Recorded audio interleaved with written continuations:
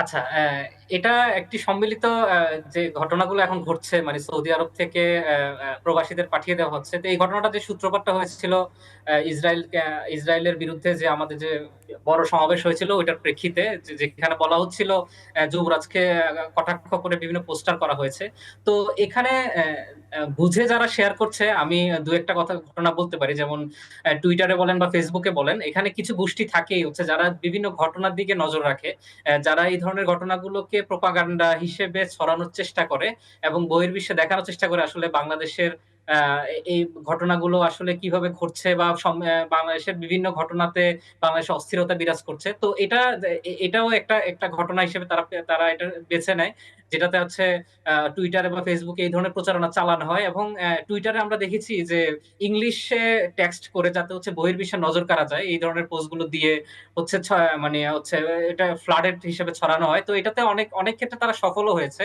আমরা দেখেছি যে এই ধরনের যারা পোস্ট দিচ্ছে, বাংলাদেশি বিভিন্ন অ্যাকাউন্ট থেকে যারা পোস্ট দিচ্ছিল এই ছবিগুলো এবং বলছিল যে এখানে যুবরাজকে কটাক্ষ করা হয়েছে, তো সেখানে আমরা আমরা দেখেছি যে সৌদি আরবের বিভিন্ন অ্যাকাউন্ট থেকে ক্ষোভ জানানো হচ্ছে। এটা খুবই স্বাভাবিক একটা ঘটনা যে যে কোনো একটা দেশের যদি কোনো একজন অথরিটি বা কোনো একজন উঁচু পদের কাউকে যদি কটাক্ষ করা হয় বা এটা যদি কেউ দেখে, সে দেশের মানুষরা স্বাভাবিকভাবে এটা প্রতিবাদ করবে। তো আমরা ওই আমরা মনে করি যে যারা এই বাংলাদেশ থেকে এই প্রোপাগান্ডা গুলো ছড়িয়েছে এবং এগুলো প্রচার করেছে, তারা সেক্ষেত্রে সফল হয়েছে এবং সৌদি আরবের অনেক অ্যাকাউন্ট থেকে হচ্ছে এই ধরনের কমেন্ট গুলো দিয়ে ওরা প্রতিবাদ করেছে।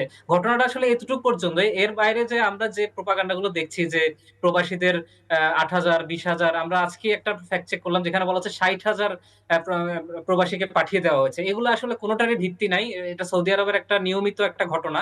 প্রতি সপ্তাহে ওরা একটা প্রেস রিলিজ দেয় যেখানে ওরা দেখায় যে এর আগের ১ সপ্তাহে কি পরিমাণ মানুষ গ্রেপ্তার হয়েছে। তো এই গ্রেপ্তারের ঘটনাগুলো কিন্তু আসলে সৌদির বিভিন্ন আইন আছে, এগুলো লঙ্ঘনের কারণে। এটা বাংলাদেশের যে সাম্প্রতিক যে ঘটনার কথা বলা হচ্ছে যে সৌদি যুবরাজ কটাক্ষ করা হচ্ছে, এটার সাথে আমরা প্রেস রিলিজ গুলো দেখেছি, সেখানে এই ধরনের কোনো কিছুই উল্লেখ নেই। মানে এটা তাদের একটা নিয়মিত ঘটনা। এবং এটা আ মানে হজের মৌসুমটা যেহেতু এখন আসছে, হজের মৌসুমে এই জিনিসটা আরো বেড়ে যায়। এজন্য আমরা গতকালকেই দেখলাম তারা একটা প্রেস রিলিজ দিয়েছে, লাস্ট যে প্রেস রিলিজটা। সেখানে ওরা বলেছে যে ২০,০০০ ঘটনাতে ওরা গ্রেপ্তার করেছে। যেখানে বাংলাদেশী নামটা কোনো কোথাও উল্লেখ নাই প্রেস রিলিজে। এমনকি এর বাইরে ইয়েমেন বা এই ধরনের কয়েকটা দেশের নাম ওরা উল্লেখ করে দিয়েছে। কিন্তু বাংলাদেশের কোনো নাম উল্লেখ নাই। তো তবে হচ্ছে হতাশার বিষয় হচ্ছে এটা নিয়েও প্রপাগান্ডা ছড়িয়েছে। বলা হচ্ছে যে ২০,০০০ প্রবাসীকে দেশে পাঠিয়ে দিয়েছে। এখন প্রবাসী শব্দটা কিন্তু আসলে বাংলাদেশীরা মনে করে যে হচ্ছে প্রবাসী বলতে হচ্ছে বাংলাদেশীদের বোঝায়। এখন প্রবাসী বলতে সে দেশে তো অন্যান্য অনেক দেশেরই আছে।